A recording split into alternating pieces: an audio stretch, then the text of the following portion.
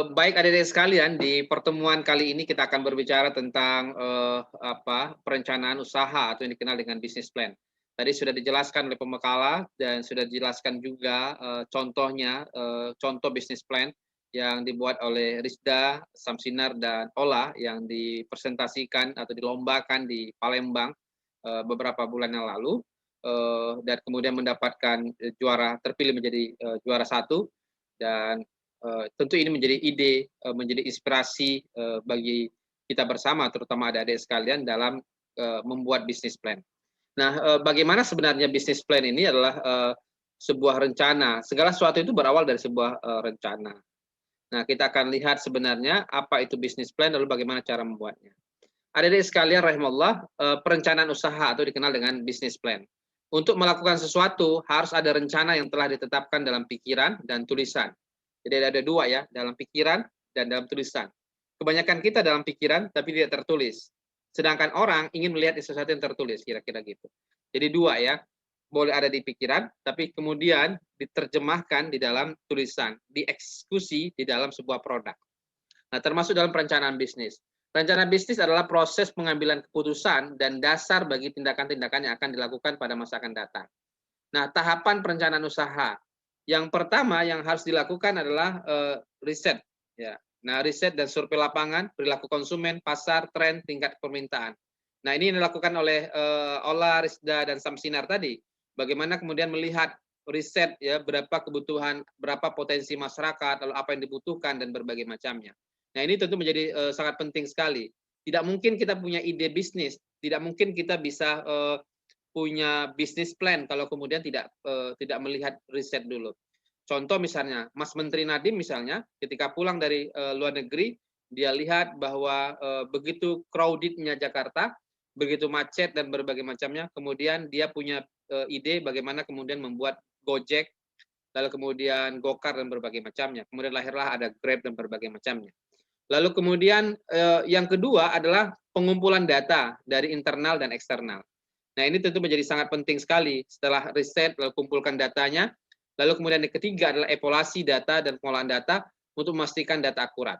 Lalu yang keempat adalah perencanaan dan analisa data, analisa strategi perusahaan, ya. Lalu kemudian yang kelima adalah persiapan, pembuatan, lalu penyusunan rencana bisnis.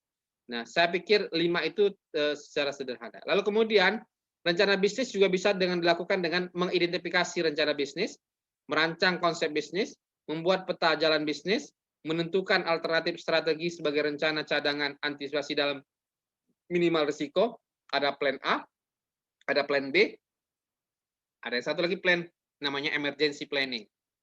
Plan A-nya dapat 1 juta, dapat 1 miliar.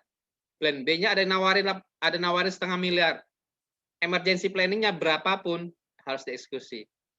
Jadi hidup ini harus punya plan A, plan B, atau emergency planning. Plan A-nya masak nasi, tahu-tahu jadi bubur, ya sudah plan B, ya makan bubur. Nah, lalu kemudian buburnya juga kurang sedap kira-kira, maka dibuatlah namanya emergency planning, cari bawang macam-macam, jadilah namanya bubur spesial capcay dan berbagai macam. Nah, begitulah kira-kira dalam hidup ini. Lalu kemudian membuat kemudian yang kelima adalah menyusun rencana jalur keluar bila terjadi kegagalan total. Lalu kemudian apa yang dibahas di rencana bisnis? Yang pertama dibahas adalah format konsep bisnis. Nah, ini konsepnya apa sih bisnis kita ini, kira-kira dibuat formatnya. Lalu konsep strategi pemasaran, konsep operasionalnya, lalu kemudian format konsep dan strategi perencanaan keuangan, dan format lainnya. Nah, kalau kita perhatikan apa yang dibuat oleh Rizda dan kawan-kawan tadi, itu sudah mencakup semua konsep bisnisnya gimana, strategi pemasarannya gimana, operasionalnya gimana, sampai berapa yang dibutuhkan karyawan, ruko, dan berbagai macamnya. Nah, itu sudah tercantum semua kan di situ. Lalu konsep format konsep dan strategi perencanaan keuangannya, berapa uang yang dibutuhkannya, berapa harus orang bayar dan berbagai macamnya. Nah, itu jelas sekali. Jadi sudah jadi pada dasarnya konsepnya yang dibuat oleh Rizda dan teman-teman. Lalu kemudian rencana besar, rencana strategi bisnis, tujuan bisnis, rencana bisnis atau sumber daya. Nah, bisa banyak macam-macam kira-kira. Nah, kalau kita buat seperti inilah. Pertama, garis besar isi rencana bisnis itu adalah ya sampul depannya, gambar dan desain menarik seperti yang disampaikan oleh Rizda, Ola dan Samsinar tadi, itu menarik banget kira-kira. Sudah orang membuat orang wow kira-kira gitu ya. Jadi gambar, desainnya menarik, lalu kemudian logo, lambang usaha, lalu biodata, nama alamat, nomor telepon dan berbagai macamnya. Nah, bab pertamanya itu adalah pendahuluan, sejarah singkat dan latar belakang perusahaan, usaha, lalu kemudian bidang usaha dan bentuk badan hukum perusahaan, rencana kebutuhan dan sumber dana. Lalu bab keduanya adalah analisa industri pesaing, sudah dibuat tadi juga oleh Rizda misalnya menggunakan SWOT ya, kekuatan, ya kelemahan dan berbagai macamnya. Ya, gambaran, analisa masa depan, analisa pesaing, ramalan, analisa industri, visi dan misi perusahaan. Lalu kemudian bab berikutnya lah rencana pemasaran, gambaran umum pasar, permintaan, penawaran. Nah, yang dibuat oleh Ola, Rizda dan Samsinar tadi, dia melihat bahwa ini menarik dari sisi pemasaran. Kenapa? Orang butuh, ya. Buktinya ada banyak produk-produk yang sejenis kira-kira orang butuh, tapi tidak ada Al-Qur'annya. Nah, di sini dia masuk.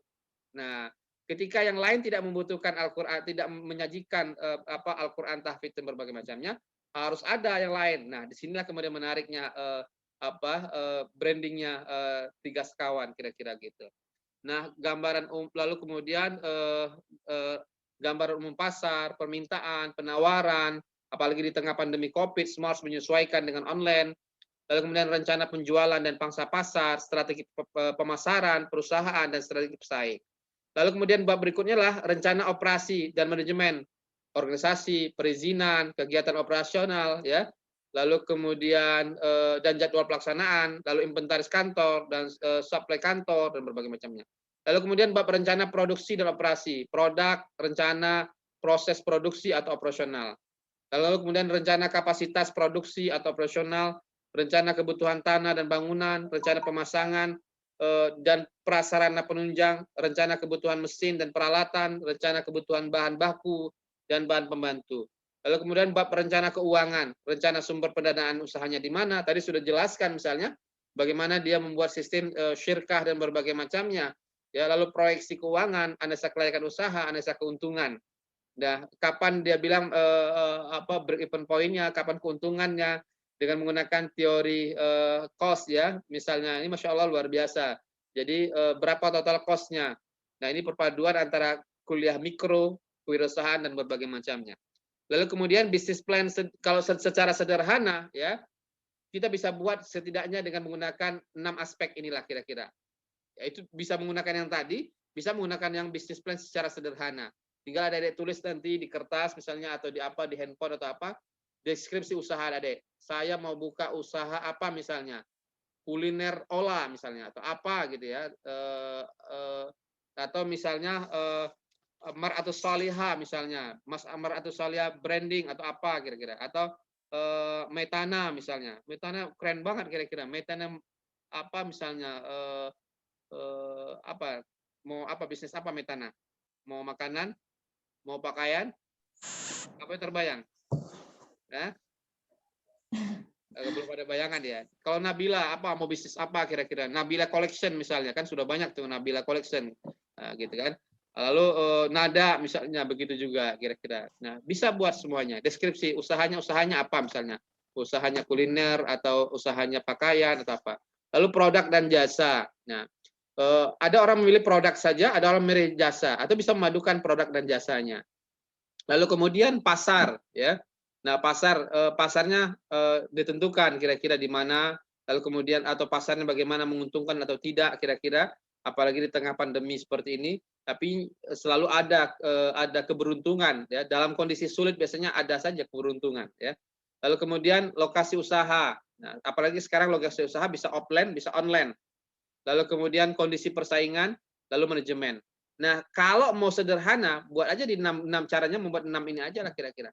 Nah, ini sudah mewakili bisnis plan kira-kira. Tapi kalau mau rinci, ya seperti yang di atas tadi, yang pakai bab-bab dan berbagai macam tadi.